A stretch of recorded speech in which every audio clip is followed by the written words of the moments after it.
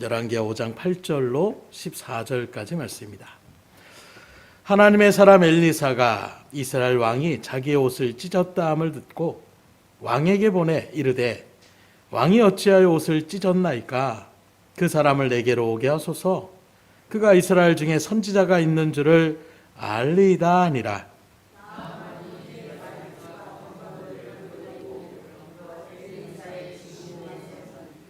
엘리사가 사자를 그에게 보내 이르되 너는 가서 요단강에 몸을 7번 씻으라. 내 살이 회복되어 깨끗하리라 하는지라.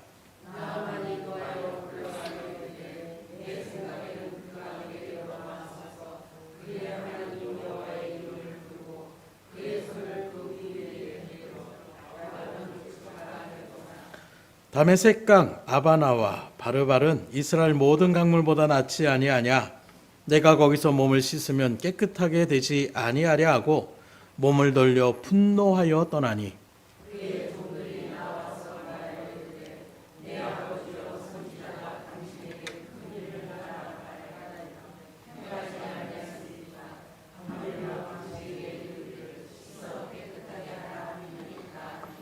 나아만이 이에 내려가서 하나님의 사람의 말대로 요단강에 7번 몸을 잠그니 그의 살이 어린아이의 살같이 회복되어 깨끗하게 되었더라. 아멘. 저도 약 처방을 그렇게 2달에 한 번 정도씩 이렇게 병원에 가서 처방을 받는데 처방전을 따로 다 받게 돼요.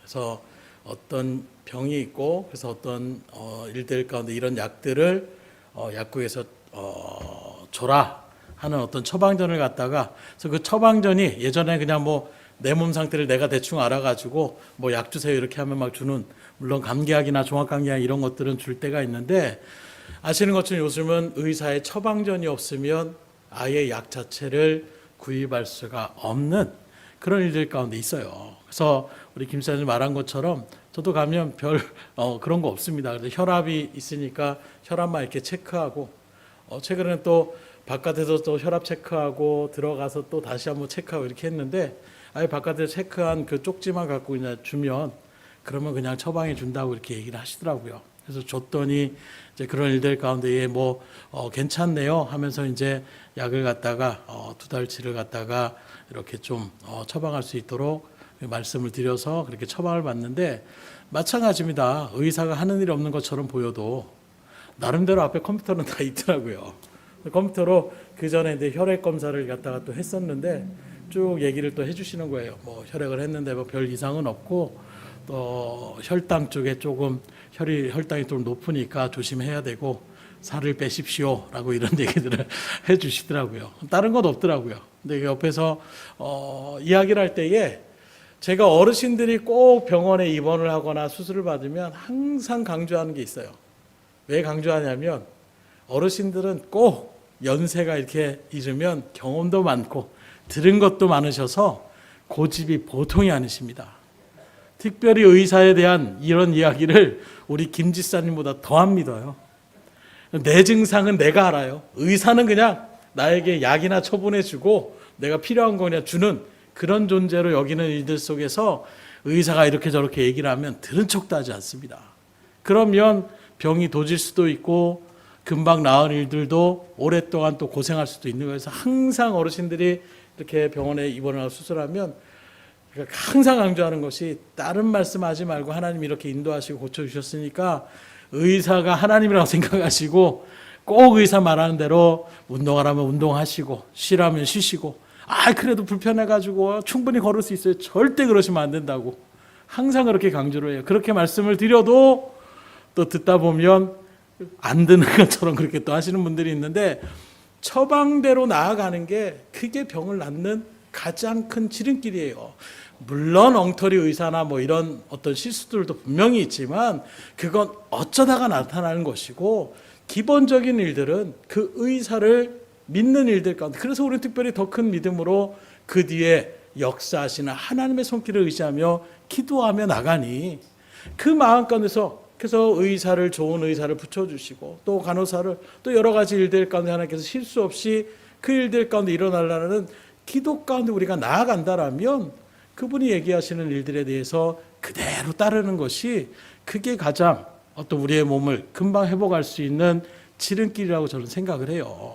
그래서 이런 일들도 저도 나름대로 고집이 있고 제 생각이 많았는데 사역을 하면서 하나하나 특별히 그런 분들을 만나게 돼요. 부교육자를 만났는데 잡다한 손기술이 좀 많으신 분이에요.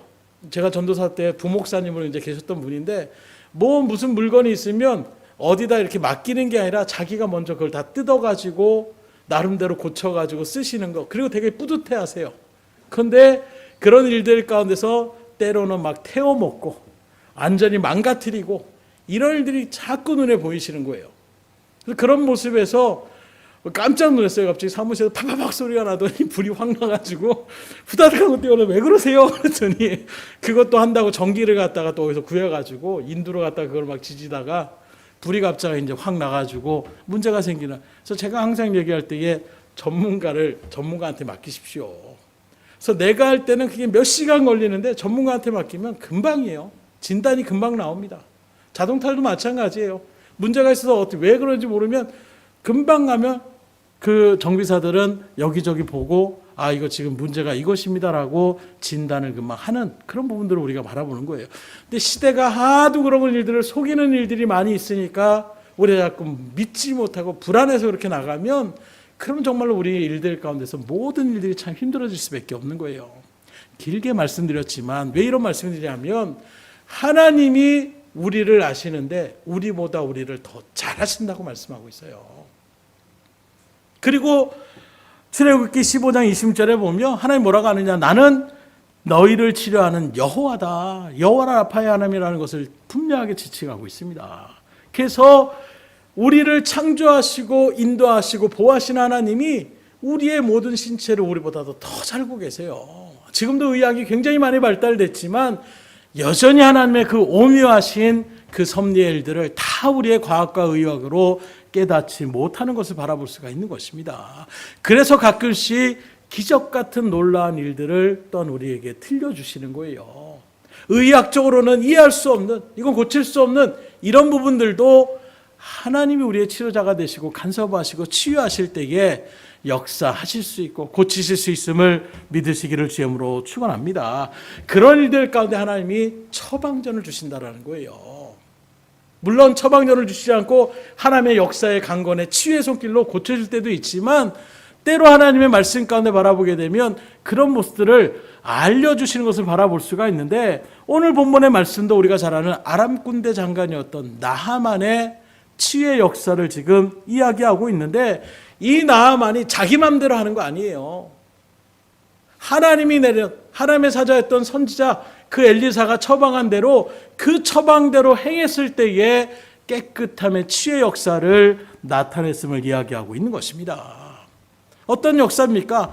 이 나하만 군대의 장관으로 왕에게도 굉장히 총애를 받았던 사람이었어요. 그 나라의 영웅으로 취급받던 사람이었습니다. 그런데 나병이라는 그 시대의 불치병이라고 할 수 있는 그 병에 걸려서 살이 썩어 문드러져 가고 있는, 결국에는 모든 털들이 또 손가락이나 이것도 다 절단되어지는 이런 일들 가운데 죽음을 맞는 그런 질곡 가운데 지금 그가 걸려 있는 거예요. 그러니 그 마음이 어떻겠습니까? 아무리 사람들이 존경을 받고 있어도 정작 내 살이 썩어가는 그 냄새 가운데 있을 때에 그 마음은 무너졌을 거예요. 그런데 그 순간에 희소식이 들려옵니다. 신랄 같은 소망의 소리가 들려와요. 곧 이스라엘에서 포로로 잡아왔던 계집종이라는 그 한 어린아이가 얘기를 하는 것입니다. 우리나라에 있는 사마리아 성에 있는 그 선지자 엘리사라는 분을 찾아가면 저런 병도 다 고칠 수 있는데, 이 말을 듣자마자 이 나하만이 희소식을 붙잡고 아람 왕에게 가서 얘기를 하는 거예요. 지금 이스라엘에 그 선지자가 있는데 그 선지자가 못 고칠 질병이 없습니다. 이 병도 고쳐줄 수도 있다라는 얘기를 제가 들어서 가고자 합니다. 그랬더니 왕이 정말 그래? 그러면서 수많은 구문보화나 이런 것들을 갖다가 준비를 해가지고 나하만에게 그것을 맡기고 보내는 거예요. 가서 고치고 와라. 이런 마음으로 나하만이 이제 그 많은 금은보화를 가지고 병을 고치려는 그 부푼 희망을 갖고 이스라엘로 갑니다. 그런데 사마리아의 엘리사를 찾아가는 것이 아니라 누구를 찾아가느냐? 이스라엘의 왕을 찾아가는 거예요. 그래서 왕한테 가가지고 아람 왕이 쓴 서신을 갖다가 주는 것입니다. 이스라엘 왕이 그 서신을 갖다가 딱 펴보니까 어떤 말이 들어있습니까? 지금 내 사랑하는 존귀한 자인데 이 왕이 지금 이 군대 장관이 나병이 걸렸으니까 그 병을 좀 고쳐주십시오. 제가 그 고쳐주는 일들 가운데에 금은보화까지도 다 제물을 준비했습니다. 근데 정작 그 서신을 읽어본 이스라엘 왕은 깜짝 놀라는 거예요. 그리고 고민에 빠집니다. 이게 뭘까? 아니, 지 나라에서도 고치지 못하는, 그리고 나병이라는 것은 하나님의 형벌인데 그 고치지도 못하는 병을 갖다가 갑자기 나한테 와서 이걸 고쳐달라고 많은 어떤 화려한 물건을 가져왔지만 이거 계략이다.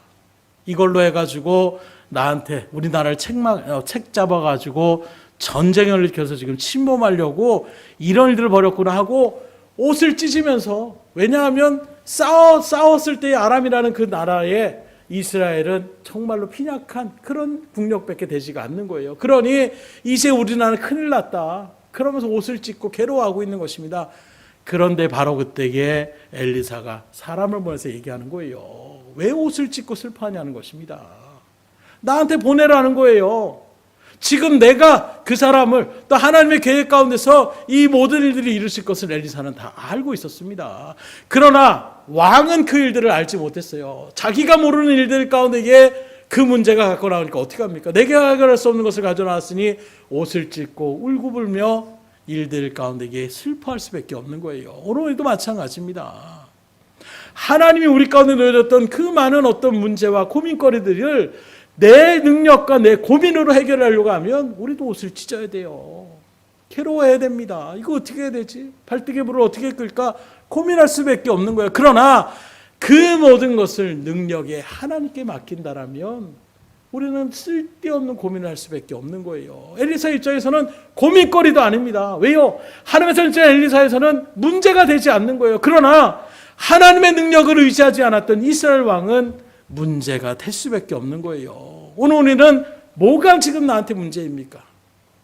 하나님께 맡겼는데 문제가 생겼습니까? 아니면 그 문제를 내가 들켜줘서 지금 힘들어서 쩔쩔매고 있습니까?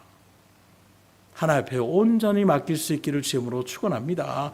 엉뚱한 곳에 처방전을 찾으면 문제가 되는 거예요. 그래서 이 세상에도 정말로 의학을 공부하는 의사가 아니라 세상 말로 하면 돌팔이 의사, 야매라고 해가지고 뭐 기술이 뛰어나서 이렇게 나아가는 그런 일들 가운데 뭐 수술 받아가지고 뭐 눈을 뭐 감지 못하고 뭐 여러 가지 막 그런 의술에 대한 부분들을 많이 듣잖아요. 정통적인 배우지 않은 어떤 너머로 배웠던 이런 일들 가운데 서게 되면 큰 문제가 발생할 수밖에 없는 거예요. 그러니 내 생각을 의지하지 않고 하나님의 뜻 가운데에 온전하게 맡기며 나아갈 때에 그때 문제가 해결됨을 믿으시길 주님으로 축원합니다. 이런 일들 가운데 엘리사가 내린 처방이 무엇입니까? 자기가 직접 나온 것도 아니고 종을 시켜가지고 저 요단강에 가서 7번 몸을 담궜다. 그렇게 쓰십시오. 그러면 깨끗해질 것입니다. 이 얘기를 듣고 오늘 말씀을 바라보면 나아만이 크게 분노했다고 얘기하고 있습니다. 그러면 아니 의사가 처방을 그렇게 내려가지고 그렇게 하면 내가 이 병을 이렇게 하면 고칠 수 있구나. 처방전을 받았으면 감사합니다. 사례를 하거나 나와야 되는데 왜 나아만은 그 처방전을 듣고선 화를 내고 분노하였습니까? 몇 가지 이유를 댈 수 있지만 첫 번째는 바로 무엇이냐? 먼저는 자기를 극진히 대접하지 않는 게 빈정상한 거예요. 비록 내가 지금 나병 환자지만 내가 그래도 아람 나라의 군대의 장관으로 왕의 총애를 받고 나라의 영웅으로 취급받는 그런 사람으로 지금 나아가고 있는데 이 조그만 나라에 내가 병을 고치러 왔으면 아이고 나와가지고 아이고 오셨습니까? 이렇게 제가 고쳐드리겠습니다. 이렇게 자기를 받아들여야 되는데 당장 선지자는 얼굴도 보여주지 않습니다.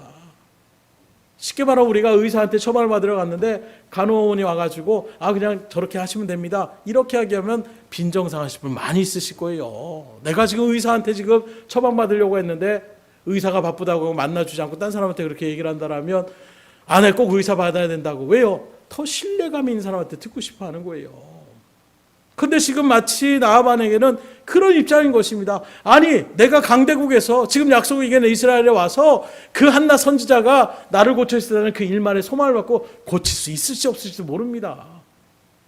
고쳐주면 좋겠다 하는 마음으로 그냥 지푸라기 닮은 심령으로 온 거예요. 그런데 이 사람이 나와보지도 않고 툭 하는 말이 요단강 가서 그냥 씻고 가라, 이렇게 얘기하고 있으니 거기에 지금 화가 나는 것입니다. 곧 어떤 형식이든 자기가 생각하는 일들 가운데에 그 모든 일들이 무례하고 불쾌한 모습을 나타낼 수밖에 없는 거예요. 두 번째는 왜 화를 내느냐? 자기만의 치료의 방식을 또 갖고 있었어요. 엘리사라는 사람 찾아가서 어떤 일을 시킬까? 뭐 이런 일들이 아니라 오늘 말씀을 바라보게 되면 뭐라고 합니까? 11절에 나는 이렇게 치료받기를 원했다라는 거예요. 어떤 치료입니까? 그 선지자가 와서 내 몸을 갖다가 손을 대고 흔들어 가지고 하나님 앞에 기도하는 가운데서 병이 고쳐지는 나름의 어떤 생각을 가지고 나왔는데 자기 방식대로 치료하지 않아줬다라는 거예요. 서두에 말씀드린 것처럼 내가 생각하는 그 대로 하지 않고 다른 거, 내가 생각할 때 엉뚱한 거 지금 시키니까 화가 나는 것입니다. 나 무식하다고 지금 무시하나? 내가 모른다라고 지금 이렇게 시키나? 나름대로 그렇게 생각하며 나가는 일들 가운데 화가 나는 것입니다. 세 번째는 그 장소가 마음에 안 드는 거예요. 곧 요단강이라는 그 강이 그렇게 깨끗한 강이 아닙니다. 굉장히 더러운 강이에요. 그 물 가운데서 제가 몇 번 말했지만 제가 이스라엘에 그렇게 성지순례를 갔을 때는 여름에 그렇게 갔었는데 그때는 이제 가뭄이 있어 물이 없어가지고 그 간격이 굉장히 좁더라고요. 그냥 발로 뛰면 건널 정도의 그 정도의 폭이더라고요. 근데 그 물도 보면 우리가 쉽게 말하면 보통 이렇게 우리가 계곡이나 이렇게 갔을 때에 그 정도 깨끗한 물이 아닙니다. 거의 흙탕물 같은 그런 물들이 지금 흩어져 있는 것이 요단 강물이에요. 그런 강물 가운데서 여러분들 가끔씩 뭐 이렇게 아프리카나 이런 일들 그 정도까지는 아니더라도 막 벌레가 막 있고 이 정도의 그런 강물이 바로 요단 강물이에요. 근데 나병이 어떤 병입니까? 살이 썩어가는 병입니다. 물을 대면 깨끗한 물을 대도 지금 물을 대는 것 자체가 좀 그런 불안불안한데 뭐 쉽게 말하면 무슨 온천수나 뭐 이런 좋은 물에다 닦는 것도 아니고 병균이 들글들글할 것 같은 요단강 가운데 이게 그 흙탕물에 들어가가지고 몸을 7번이나 담그라? 마음에 안 드는 거죠. 그러니 바로 12절에 뭐라고 합니까? 자기 나라에 있는 다메섹강, 아바나와 바르발, 이스라엘 모든 강물보다 낫지 않느냐? 상식적으로 그게 맞다라는 거예요. 아니 저런 더러운 물보다는 우리나라에 그래 강물에 굳이 물을 들어간 것을 그렇게 고친다라면 야 우리나라에 있는 그 깨끗한 강물에 들어가서 내가 닦는 게 낫지 그 더러운 강물에 내가 왜 들어가가지고 몸을 닦아야 되느냐. 지금 이렇게 반응하고 있는 것입니다. 그래서 굉장히 불쾌한 마음으로 분노하여서 야 돌아가자. 뭐 다 필요 없다라는 거예요. 처음에 그 신라 같은 소망이나 병을 고치고자 하는 그 간절한 마음은 다 잊어버리고 엘리사가 나와보지도 않고 자기 생각대로 고침에 어떤 기도도 하지 않고 행위도 나타나지 않고 더러운 물에 가가지고 7번 이거 나 무시하는 거고 아주 우리가 적국이고 이런 일들 가운데 있어 내가 이 나라를 갖다 아주 그냥 초토화시켜버렸다. 아마 이런 마음을 가지고 발걸음을 돌리고자 했을 것입니다. 그렇게 돌리려고 하는데 그에게 그래도 충복한 종들이 있었어요. 그래서 종들이 뭐라고 합니까? 아버지여 선지자가 더 어려운 일을 처방하라고 해도 이렇게 하라고 해도 그 병을 고치려면 그렇게 하려고 하지 않았습니까? 어떤 일이도 시키기만 하려는 마음으로 오지 않았습니까? 그런데 요단강에서 물이 들어올지 몰라도 그 물에 한 번, 두 번, 세 번, 네 번 그냥 후다닥 하든가 뭐 이렇게 해가지고 7번 문 담그면 깨끗해진다라고 하는데 뭐 그게 어려운 일이라고. 그래도 안 고치면 그때 화를 내도 상관없으니까 그 말대로 한번 해보는 게 낫지 않겠습니까? 라고 충언을 합니다. 이 말을 다행히 나아만이 그래. 그 다음에 마치 병이 안 나오면 그 다음에 내가 화를 내도 상관없다라는 그 마음으로 믿져야 본전이라는 마음으로 그냥 들어가서 몸을 담궈서 고침을 받게 되는 거예요. 나아만의 입장에서는 바로 이런 마음 때문에 지금 화가 났습니다. 그러면 하나님의 입장 가운데 특별히 하나님의 뜻 가운데서 엘리사의 일들 속에서 특별히 이 말씀을 기록한 것은 나하만이 이렇게 고침받았다 이게 아닙니다. 이 말씀을 통하여 우리에게 믿음의 길을 가는 저 여러분들에게 하나님께서 뜻하신 바 목적이 있어 기록해 놓으신 거예요. 그러면 뭘 얘기합니까? 우리도 나만 같은 그런 어떤 일들 가운데 치유 역사, 그다음에 은혜의 역사를 받으며 나아갈 때에 우리가 그 은혜를 누리며 나아가야 될 믿음의 자세가 있다라는 거예요. 그 말씀을 잘 여러분들 마음 가운데 새기셔서 여러분들도 은혜를 누리고 싶습니까? 치유의 역사를 체험하고 싶습니까? 하나님의 뜻대로 그 처방전대로 나아갈 수 있기를 주님으로 축복합니다. 첫 번째로 그러면 뭘 하나님께서 이 일들을 통해 우리에게 알려주느냐? 하나님의 놀라운 치유의 역사, 은혜의 역사를 체험하려면 겸손하라는 거예요. 너는 가서 요단강에 몸을 7번 씻으라 내 살이 회복되어 깨끗하리라. 이 말씀에 담겨있는 하나님의 처방전은 바로 무엇이냐? 네 생각, 네 경험, 네 고집 다 내려놓고 겸손히 이 말에 그냥 순종하라는 거예요. 하나님 모르시겠어요? 엘리사 모르겠습니까? 나와서 자기 몸을 붙잡고 하나님 고쳐주시옵소서 손을 들고 기도하거나 일반적인 이런 모습들을 기대하며 나왔던 나만의 생각을 하나님도 알고 계셨고 엘리사도 알았을 거예요. 그 생각을 꺾어버리시는 것입니다. 네 생각대로 되는 게 아니라 하나님의 역사는 하나님의 뜻에 순종할 때에 그 일들이 역사하는 거예요. 그렇게 하나님의 순종하려면 먼저 어떻게 되느냐? 내 생각을 내려놓는 겸손함의 자리가 있어야 됩니다. 그래서 먼저 하나님의 은혜를 체험할 때 하나님의 역사를 말하는 것이냐? 우리를 낮추세요. 내가 이 정도 능력이 있는데요. 내가 이 정도 경험이 있는데요. 내가 이 정도의 지인들과의 관계가 있는데요. 그 모든 것들을 내가 의지했던 것들 하나님 먼저 끊어버리실 때가 있어요. 왜 끊어버리십니까? 그런 것들을 의지하며 나갔던 그 마음, 그 생각을 내려놓고 이제 온전히 하나님만을 바라보라는 믿음의 자리 가운데 불러주시고 그 뜻에 우리가 나아갈 때에 믿음의 역사가 일어나는 것입니다. 그 고집 꺾지 않으면, 그 생각 꺾지 않으면, 그 교만의 마음을 내려놓지 않으면 하나님 역사하시지 않으세요. 그 마음을 내려놓으라고 지금 이야기하고 있는 것입니다. 왜냐하면 내 고집을 온전하게 고집하며 나갈 때에는 하나님의 말씀에 온전히 순종하지 못해요. 왜요? 내 생각이 들어가는데. 이러면 내가 손해인데요. 하나님 그거 안 됩니다. 이렇게 하면 내가 문제가 생깁니다. 그거 내가 원하는 처방전 아닙니다. 내 생각이 들어가면 말씀에 온전히 순종 못해요. 그래서 먼저 우리의 고집을 내려놓으라는 거예요. 우리의 생각과 경험을 내려놓으라는 것입니다. 그래서 지금도 믿음의 역사의 일들을 바라보게 되면 온전히 하나님 앞에 모든 것을 내려놓고 역사하실 그 능력의 하나님만을 붙잡고 나갈 때에 지금도 하나님은 고쳐주시고 은혜를 베풀어 주시고 표적과 기적을 나타내 주시는 것입니다. 베드로도 바라보세요. 주님의 부름을 받았을 때에 주님께서 베드로에게 어떻게 합니까? 밤이 맞도록 헛발질하고 그물만 그렇게 올렸다 내렸다는 지친 몸 가운데 이제 다시금 또 다음 날을 준비하기 위해서 그물을 씻고 있는 베드로에게 방을 띄워라. 그리고 말씀을 전하다가 깊은 곳에 가서 그물을 내려라. 베드로의 입장에서는 이거 참 우스운 얘기예요. 지금 거기에서 세상 말로 하면 베테랑입니다.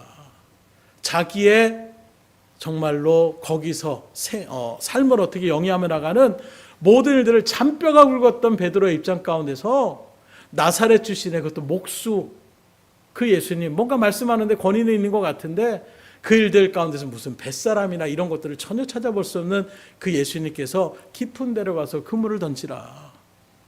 그때 우리가 잘 아는 것처럼 주여 그 말이 나에게는 말도 안 되는 소리지만 말씀에 의지하여 내가 그물을 던지겠습니다. 이 말은 뭡니까? 내 생각으로는 내 경험으로는 내가 지금까지 여기서 잔뼈가 굵은 내 어떤 어부의 그런 기술로는 지금 당신이 시키는 건 말도 안 되는 소리라는 거예요.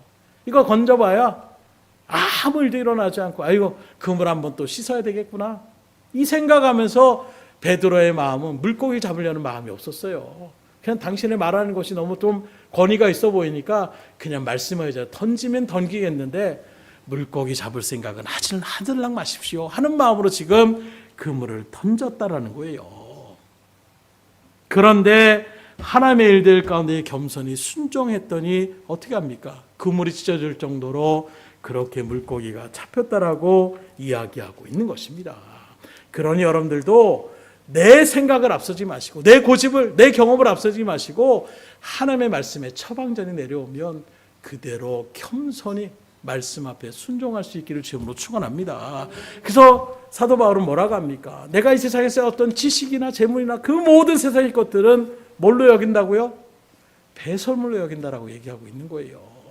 하나님의 은혜의 말씀 앞에서 다른 그동안 모든 걸 교육을 받았고 모든 일들과 경험했던 그 모든 것들은 다 더럽고 추한 것으로, 쉽게 말하면 우리가 뭐 특별히 뭐 배변 검사를 하지 않는다면은 여러분들이 배설을 한 다음에 내 똥이 어떻게 됐나 구경하는 사람 있으세요?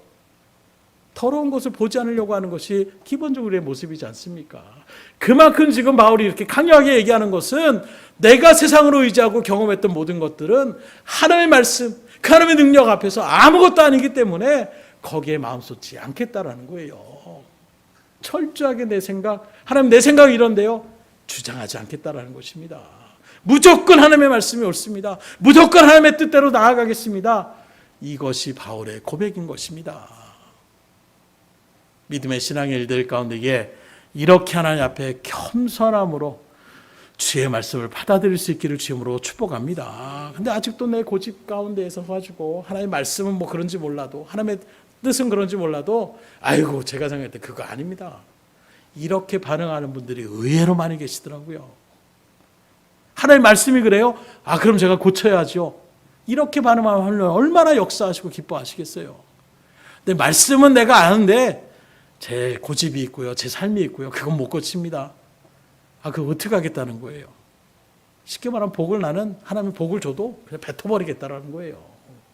하나님 바라볼 때는 얼마나 안타깝겠어요.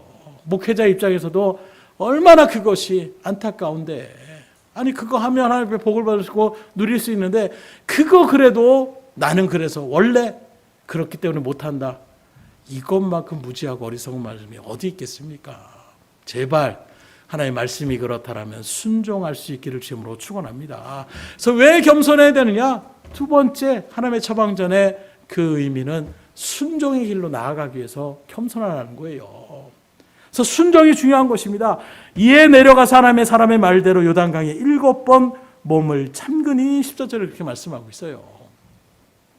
여기에서 우리가 한번 생각해 볼 수 있는 것이 무엇입니까? 이때 나아만 장군의 마음이 어땠을까?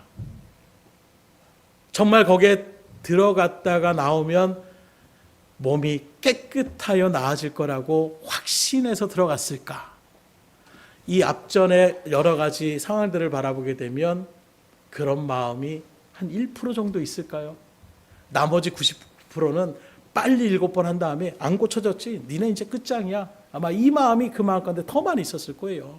니네 이제 끝났어. 이제 내가 온 아람 군대를 긁어 와가지고 이스라엘을 아주 초토화시켜버리고 저놈은 내가 가만 놔두지 않겠다. 일을 가는 마음으로 네가 하라는 대로 내가 다 했다. 아마 이런 정도의 마음으로 7번 몸을 잠갔을 거예요. 잠그면서 이거 고쳐줘야지. 이거 고쳐질 거야. 이런 마음으로 하지 않았을 것입니다. 무슨 말씀을 전하고자 하냐면 그가 별로 내키지 않은 마음으로 마지못해서, 그래 종들이 하도 그렇게 얘기를 하니까 뭐 그래도 내가 여기까지 온 것도 있고 여러 가지 마음으로, 내키지 않은 마음으로, 온전히 순종하는 마음이 아니라 어쩔 수 없는 마음으로 그렇게 들어간 마음이 더 많았다라는 거예요. 앞선 베드로도 마찬가지입니다. 말씀드린 것처럼 깊은 데로 가서 그물을 던져라. 참 답답하네 하는 마음이 먼저 들어갔을 거예요. 뭘 안다고 자기가. 이런 마음으로 거기에 그물을 던졌을 때에 그물이 찢어질 때는 물고기가 잡힐 거 몇 프로나 생각했을까요? 아마 베드로 입장에서는 0%였을 거예요. 그럼 뭐 던져봐야 아무 고기도 안 잡힌다라는 마음으로, 그러나 그런 마음일지언정 뭘 했습니까? 말씀에 의지하여 던졌다는 거예요. 여기에 말씀드리고자 하는 것은 우리의 진심의 순종의 마음도 중요한데, 때로는 우리가 온전한 순종의 마음, 말씀이 쉽게 말하면 내 마음 가운데서 그것이 이해되어져서 내가 그렇게 해야지 하는 그 정도의 마음의 자세가 아니라 아이고 하나님이 하라고 하니까 그냥 억지라도 해야지 하는 마음으로 순종해도 하나님은 역사하신다라는 거예요. 물론 처음부터 우리의 마음이 하나님 믿습니다 하는 간절한 신뢰의 마음으로 그 일들을 진행하면 더 놀라운 역사가 일어나겠지만, 많은 말씀 가운데 바라보게 되면 그 하나님의 말씀을 온전하게 이해하고 그 뜻을 알아가지고 믿음으로 순종했다기보다는 그냥 믿져야 본전이지. 아유 하라고 했으니까. 아유 죽지 못해서 이렇게 나가는 발걸음들도 많이 있더라는 거예요. 근데 중요한 건 바로 무엇이냐? 사드락과 메섹과 아벤노고는 것처럼 생명을 걸고 나가는 하나님의 말씀을 붙잡고 순종하려고 나가서 우사에게 전하지 않았던 이 일들 가운데 하나님 역사하셨지만 오늘 나아만처럼 또 베드로처럼 수많은 어떤 사건들의 일들 가운데서 마지 못해서 순종했던 그 발걸음 위에도 하나님이 역사하시더라는 거예요. 그럼 오늘 말씀대하는 저놈들에게 제가 말씀드리고자 하는 것은 믿자야 본자라는 마음으로 순종해 보시라는 거예요. 안 하면 아무 일도 일어나지 않아요.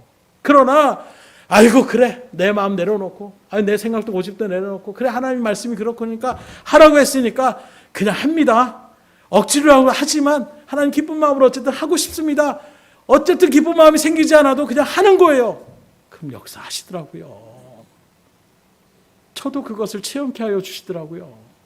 저도 인간이기에 마음에 상처가 있고 상함이 있어가지고 이건 뭘 그냥 내가 여기 떠나버려야 되나 이런 마음까지 들 정도로 굉장히 괴로운 마음이 있는데 그래도 말씀에 의지해서 겸손하고 섬기라고 했으니까 섬겨야지 하는 마음으로 주의 뜻 가운데에 그렇게 나아갔더니 하나님이 은혜를 폭포수와 같이 허락하여 주시더라고요. 그래서 여러분들에게 분명하게 말씀드리는 건 내가 이해되지 않고 믿어지지 않은 것일지라도 말씀에 의지하여 순종해 보세요. 액션이 중요하더라고요. 하나님 그 행함을 바라보길 원하세요. 그래서 믿음에 대한 부분들 뭐라고 합니까? 야고보서를 통해서 너 믿음이 있느냐? 나도 믿음이 있다. 그럼 네 믿음을 한번 보여봐라. 나는 행함으로 보여진다. 말씀하고 있는 것입니다. 말로만의 믿음은 거짓된 믿음이요 귀신도 하는 믿음이라고 얘기하고 있는 거예요. 진정한 믿음은 무엇이냐? 행함으로까지 나가는 게 믿음이라고 말씀하고 있어요. 오늘날 정말로 기적의 은혜를 여러분들이 많이 누리셨을 때 한번 토록해 보십시오. 가만히 있더니 하나님의 역사를 체험했습니까? 그러신 분은 없을 거예요. 다 하나님의 일들 가운데 다른 사람도 저렇게 하는데 나도 한번 해볼까? 그래 한번 해봐야지. 이런 마음으로 호기심 반 또는 그 일들 가운데 어쩔 수 없어서 이런저런 마음으로 여러분들이 어쨌든 액션을 취할 때 행동을 취할 때에 그때 하나님이 역사하시잖아요. 지금도 하나님 통일하세요. 아무것도 안 하고 하나님이 해주겠지. 그렇지 않습니다. 게으른 자는 먹지도 말라라고 말씀하고 있어요. 강력하게 말씀하고 있습니다. 하나님의 말씀대로 순종해 보세요. 순종해 보지도 않고 나만처럼 이건 무슨 말도 안 되는 소리 더러운 강물에 들어가서 무슨 나한테 이렇게 할 줄 알았는데 나와보지도 않고 됐다 텄다 그리고 돌아가 버리면 나만은 병을 고치지 못했을 거예요. 그러나 어쨌든 간에 그 마음 가운데 종의 말을 들었던 그 말대로 순종하며 나아갔더니 믿음의 놀라운 역사를 체험하게 되지 않습니까? 오늘 우리 가운데 안타까운 것은 하나님의 말씀을 들어도 이렇게 믿음으로 실천하며 나가는 데까지 가지 못하는, 그래서 하나님의 놀라운 은혜를 누리지 못하는 안타까운 발걸음이 참 많이 있다라는 거예요. 그냥 믿고 의지하여 순종해 보십시오. 믿지 않고 말씀이니까 그냥 의지해서 베드로처럼 내 생각에는 맞지 않는데 그냥 말씀에 의지해서 내가 던져보겠습니다. 던졌다가 한번 건질게요 하는 마음으로 어쨌든 순종의 행함을 나타나면 믿음의 역사는 일어납니다. 그렇게 순종할 수 있기를 주님으로 축원합니다. 그래서 마지막으로 이어지는 것이 바로 무엇이냐? 내 고집을 내려놓고, 그 내려놓게 하는 이유는 온전하게 순종하기 위해서, 그리고 순종의 일들 가운데서 내가 믿지 못하는 마음이지만 믿져야 본자라는 마음으로 나아갔지만 그 순종의 일들 가운데서 그 다음에 필요한 것이 바로 무엇이냐? 인내입니다. 단 한 번으로 모든 걸 해결하려고 하지 마세요. 저도 말씀드린 것처럼 그런 놀라운 은혜를 잡을 때에 한 번 마음 잡았다라고 이루어지지 않더라고요. 한 주가 지났습니다. 변함없어요. 2주가 지났습니다. 변함없습니다. 3주가 지났습니다. 여전히 그 눈빛이 냉랭합니다. 4주가 지났습니다. 한 달이 지났습니다. 아무런 변화도 없어요. 2달이 됐습니다. 문제가 생기지 않고 계속해서 3달 가까이 그렇게 계속해서 그런 마음 가운데 어느 순간에 익숙해지기 시작하는 거예요. 처음에는 아이고 내가 저런 빛 보면서 내가 섬겨드려야 되나? 내가 그래도 먼저 이렇게 인사를 드려야 되나? 인사 받지도 않는데 그냥 모른 척 할까? 많은 마음의 갈등이 생기는 거예요. 왜요? 내 마음에 그것이 온전하게 이해되지 않는 마음 가운데 있으니까 행동하는데도 그럴 수밖에 없는 거예요. 그러나 한 주, 두 주, 한 달, 두 달 가면서 어느 순간에 내 마음에 어떤 마음이 들어가느냐? 이제는 그런 눈빛에 담대함이 생기는 거예요. 오히려 나의 눈빛을 피하는 그분한테 가서 아이고 오셨습니까? 오늘도 오셨네요. 인사하며 나갈 때에 그분이 오히려 어색하며 나아가는 처음에 어떤 그 모습과는 방향 자체가 틀려요. 오히려 제가 막 좀 겸연쩍고 어떻게 되지 갈등할 때에 째려보면서 이렇게 지나가시는 그 눈빛에 어떻게 보면 제가 움찔했다고 한다면 한 달, 두 달이 넘어가니까 이제는 제가 먼저 환한 눈빛으로 이제는 별로 그래 당연히 냉랭하게 하시는데 뭐 하는 마음이 먼저 마음 가운데서 그 마음이 있으니까 그냥 더 적극적으로 그리고 어느 순간에 마음 가운데서 막 신이 나는 거예요. 하나님이 능력을 주시는 거예요. 그래 내가 섬기며 나갈 수 있구나. 나도 이렇게 할 수 있구나. 오히려 나 자신에 대해서 대견하게 여기는 마음을 주시는 거예요. 상대방은 여전히 변함이 없지만 제가 스스로 변화될 수 있도록 만들어 주시는 것입니다. 그리고 제가 온전하게 그 일들 가운데 이제는 더 이상 그런 걸로 상처받지 않고 믿음의 자리 가운데 설만하니까 그 다음에 하나님께서 그 발걸음을 딱 오게 하여 주시는 거예요. 그리고 거기에서 완전히 제 마음이 무너지는 것입니다. 하나님, 역시 하나님은 살아계십니다. 하나님은 정말로 하나님의 뜻대로 나가는 사람들을 내버려 두지 않습니다. 확증케 하여 주시는 거예요.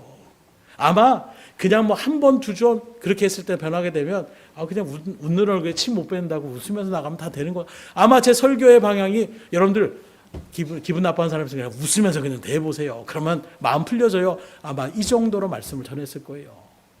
그러나 석 달의 그 시간을 통해서 저의 마음은 어떤 인간적인 저의 행동으로 되는 것이 아니라 하나님이 변화시켜 주셨다는 것을 분명하게 깨닫게 해주시는 그 기간이 석 달의 기간이었다는 거예요. 나만도 마찬가지입니다. 지금 나름대로 말 들었어요. 기분은 빈정은 다 상할 대로 산에서 화를 확 났는데 하라고 하니까 가긴 갔는데 막상 또 요단강물 왔을 때에 그 마음이 또 얼마나 이 들어온 물에 꼭 들어가야 되나? 아마 이런 마음 들었을 거예요. 그러나 들어갑니다. 순종까지 했어요. 그리고 한번 문을 잠갔습니다. 나왔어요. 아마 생각했을 거예요. 뭐 좀 변화됐나? 안 변했을 것입니다. 그래 7번이라고 했다. 6번 남았다. 한 번 또 담급니다. 또 나왔어요. 또 뭐 변한 거 있나? 전혀 변함없습니다. 3번, 4번, 5번, 6번 6번까지 담가도 아무런 어떤 변화가 없을 때에 어떤 마음이겠어요? 거기서도 텄다. 가자. 야, 안 되잖아. 야, 이 들어온 물에 지금 내가 야, 빨리 수건 가져와라. 이렇게 얘기할 수도 있는데 7번까지 잠그라는 건 뭡니까? 이 7이라는 숫자는 완전수를 얘기하고 있어요. 하나님께서 치유하시겠다라는 것입니다. 완전하게 낫게 해주시겠다라는 거예요. 중요한 것은 무엇이냐? 때로는 이 숫자가 변합니다. 3번도 될 수 있고 13번도 될 수 있고 하나님께서 나름대로 정해주신 그 숫자가 있어요. 애굽에서의 재앙은 10번의 재앙 가운데서 하나님께서 그 일들을 진행하십니다. 요는 무엇이냐? 이 숫자가 의미하는 것은 내 생각대로 나아가는 것이 아니라 기다리며 인내의 시간이 필요하다라는 거예요. 7번이라고 하면 하나님께서 말씀하신 그 숫자가 채워지기까지 7번 몸을 참으셔야 돼요. 오늘 우리들에게도 마찬가지입니다. 70번에 7번까지 용서하라 얘기하셨다라면 490번이 아니라 끊임없이 용서하라는 거예요. 그 마음으로 나갈 때에 진정으로 그 영혼이 변화되고 놀라운 역사를 체험하게 되는 것입니다. 근데 우리는 그걸 계산한 사람들이 있어요. 3번 내가 용서했다. 내가 7번 참았다. 그래 7번에 70번에서 490번 이번이 490번째다. 이 다음부터 넌 가만 안 둔다. 이런 마음으로 나갈 때에 역사는 일어나지 않습니다. 하나님이 정해신 그 채워짐의 숫자가 있어요. 하나님께서 우리에게 기적을 예비하신 하나님의 계획이 있습니다. 그 계획에 그 은혜 가운데 설 때까지 우리는 인내함으로 오래 참으며 그 길을 걸어 가셔야 된다는 거예요. 5번 잠그고 나만이 그냥 나왔다라고 하면 고침 받았을까요? 못 고쳤습니다. 6번, 한 번 모자른데 6번 담궜으니까 한 반 정도는 고쳐졌을까요? 아닙니다. 안 고쳐집니다. 하나님이 정하신 그 숫자에 정확하게 7번 몸을 담갔을 때에 어린아이 같은 살결로 그렇게 하나님의 치유의 역사가 일어났다라고 말씀하고 있어요. 오늘도 주의 길을 걸어갈 때 마찬가지입니다. 한 번 해서 안 된다고 해서 포기하지 마세요. 2번 해보는 것, 3번 해보는 것, 숫자가 나한테 알지 못하면 그냥 말씀에 의지해서 섬기라고 했으니 계속 섬기는 마음으로, 겸손하라고 했으니 계속 겸손의 마음으로, 긍휼하라고 했으니 긍휼의 마음으로, 사랑하라고 했으니 사랑의 마음으로 포용하며 끊임없이 주의 말씀을 붙잡고 나아가 보십시오. 믿음의 열매가 생겨집니다. 그래도 우리가 이제 추수감사절을 맞이해서 나가고 있는데 추수도 바라보세요. 씨 뿌린다고 바로 열매를 기대한다라면 누구라도 이렇게 말이 되는 소리입니까? 다 이렇게 반응할 거예요. 왜요? 그 씨가 줄기가 나타나고 또 가지를 뻗고 잎과 꽃이 생기며 열매를 맺힐 시기가 있는 거예요. 근데 우리는 그 모든 거 다 생략하고 바로 열매 뚝 이것만 지금 생각하며 나가고 있는, 그래서 열매 왜 안 줍니까? 내가 일주일 기도했는데요, 한 달 기도했는데요. 너무 조급한 마음으로 우리가 하나님의 계획과 뜻은, 그러면 그 말은 또 뭐예요? 내가 한 달 기도했으면 들어줘야 되는 거 아니야?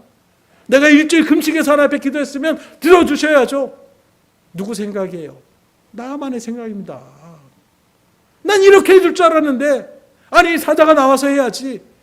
내 고집을 여전히 꺾지 않는 가장 첫 번째 겸손의 마음도 갖지 않고 우린 나름대로 했으니까 왜 하나님 안 해주세요? 내 생각을 여전히 내세우면서 나는 마찬 앞에 순종하느냐 착각하며 나가지 않냐라는 거예요. 철저하게 하나님의 뜻을 붙잡고 나아가는, 내 생각을 아예 내려놓으십시오. 그리고 들려지는 하나님의 말씀 앞에서의 그 말씀으로 순종하며 나아가십시오. 그리고 그 하나님의 일들의 역사가 이루어질 때까지 그대로 인내하며 나아가 보십시오.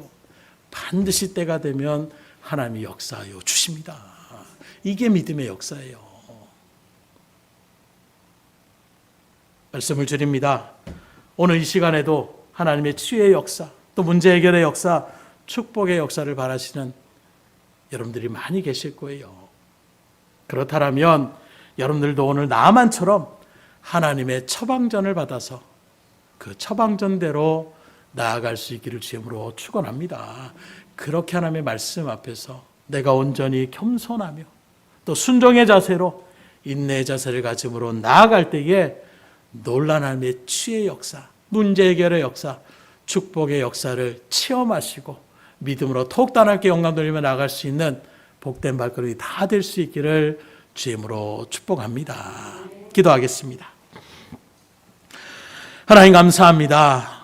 오늘도 주의 말씀 앞에 귀한 믿음의 백성들 불러주신 하나님, 특별히 나만의 이 기록된 말씀을 통하여 우리가 하나님 앞에 치유받기를 원하고 문제 해결을 받기를 원하고 하나님의 놀라운 은혜를 받기를 원할 때에 거저되는 것이 아니라 먼저 내 고집과 내 생각을 주님 앞에 철저하게 내려놓는 겸손의 자세가 되게 하여 주시옵소서. 그리함으로 그 겸손의 마음 가운데서 주여 말씀만 하옵소서 주의 종이 듣겠나이다 고백했던 믿음의 고백처럼 하나님의 말씀 앞에 그대로 순종하며 나갈 수 있는 믿음의 자세가 될 수 있도록 인도하여 주시옵소서.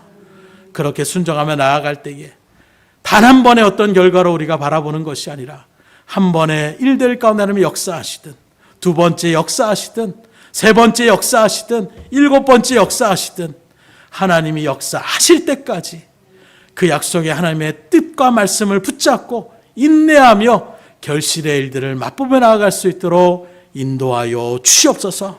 그러므로 지금도 우리 가운데 역사하기 원하시는 그 하나님의 능력의 일들 가운데에 더 많은 복과 은혜와 하나님의 영광을 돌려나는 그 일들 가운데에 우리가 온전하게 쓰임받을 수 있도록, 우리 등대교회가 온전하게 하나님 앞에 영광 돌리며 나아갈 수 있도록 하나님 인도하여 주시옵소서.